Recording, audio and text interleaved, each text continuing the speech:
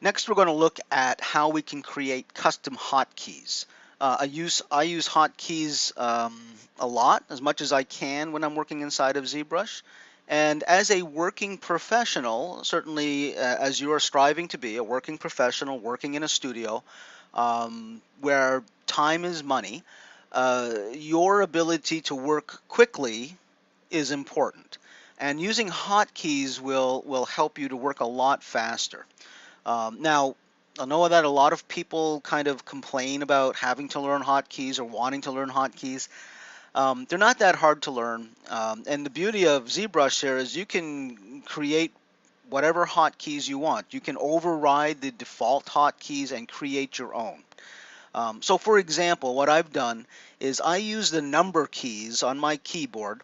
One, and you can see that as I scroll through the number keys here, you can see down here along my brushes that various brushes become selected. So I've set my hotkeys. So for 1 is the move brush, and 2 is the clay tubes brush. And 1 and 2, and those are my really my most used brushes, the move brush and the clay tubes brush. I probably do about 80% of the work that I do using just those two brushes, the move brush and the clay tubes brush.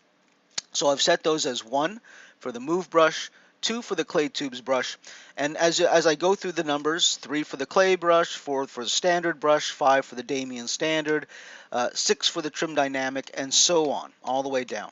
I've got various hotkeys. I also have a hotkey that I've set up here for the solo button. Right, I've made the S key the solo button. All right. Now, by default, the S key will control your draw size. I tend to like using the space bar, which is a default pop-up. If you hold space bar, you'll see you get this pop-up right here that allows you to control the draw size, the focal shift, the intensity. You can choose brushes, you can choose alphas, you can choose materials. You can change your color settings as well as have access to other functions right here, all with the default spacebar. So I use this a lot for my draw size instead of the default S key, which I've mapped to the solo button. All right. I find this to be a lot more useful for several of the things that we do inside of ZBrush, having that solo button mapped.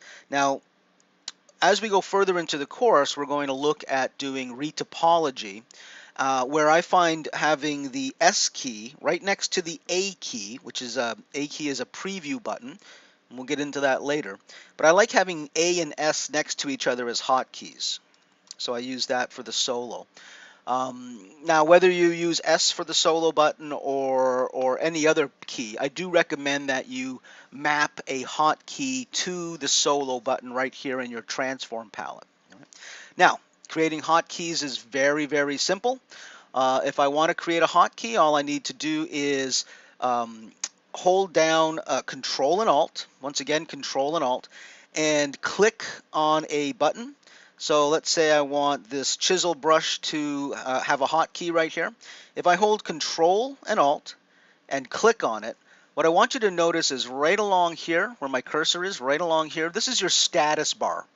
And when I hold Control and Alt and click on a button, it's going to prompt me right here to select a hotkey.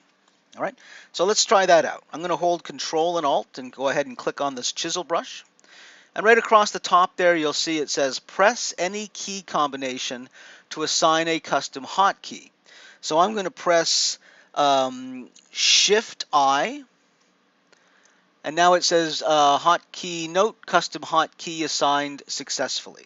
So your hotkeys do not necessarily have to be a single button.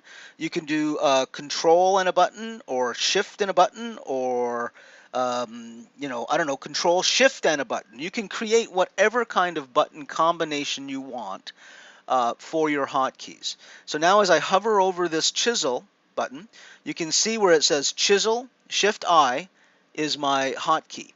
Any, pretty much, or most of the buttons are, let me rephrase that. If a button has a hotkey associated with it, if you hover over that button, for example, the move button here, you can see W is associated with that. Scale is E, rotate is R. So this is just like inside of Maya where we have W, E, and R for our move, scale, and rotate. Q gets us back to our draw mode right here. Okay. So once we've created our hotkeys, whatever hotkeys we want, again, Control and Alt is all you need to click. Let's make another hotkey here for, say, the transparency button here. As I hover over that, you can see that it says Activate Edit Opacity. There is no hotkey associated with this button right now. So as I hover over it, I hold Control and Alt and click this button. Again, across the top, I get prompted to select some buttons here. So I'm going to do Shift M, and now it says hotkey note, custom hotkey assigned successfully. So now as I hover over the transparency button, you can see that Shift M is now the hotkey for that button. Now, if I want to save my hotkeys so that they are there when I come back next time I open up ZBrush, I need to come up to Preferences, open up Hotkeys right here, and click on Store. Right, and you can see it says Store Startup Hotkeys. And when you do that, next time when you close out of ZBrush and open it up, ZBrush will remember those hotkeys for you. You can also save those hotkeys. All right, understand that storing them and saving them are different things. I can save that hotkey. Right, and if I save it, what that will do is give me a text document right here.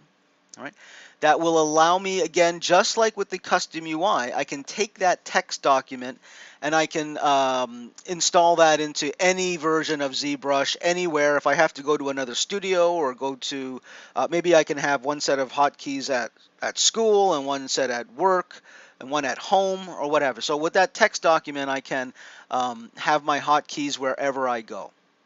So that's it. It's very simple to create your hotkeys. If you have any questions, please make sure to contact me. Thank you.